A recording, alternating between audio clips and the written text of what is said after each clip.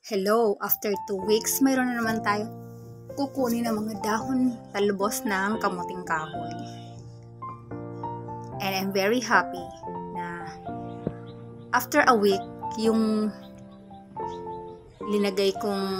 itinanim kong sanga ng malunggay ay may dahon na.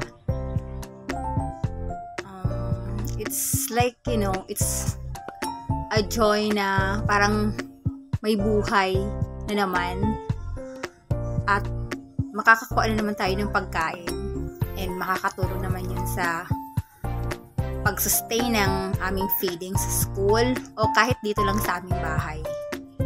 So ito ay dinadala ko at dinadagdag ko sa mga nakukuha din naman na produce sa aming school. And I'm very thankful sa lahat ng mga kasamahan kong teachers na nagsusupport sa pagkain ng mga bata. Nakakatulong din kasi ito sa kanilang nutrition para masustain namin yung kanilang pagbabasa.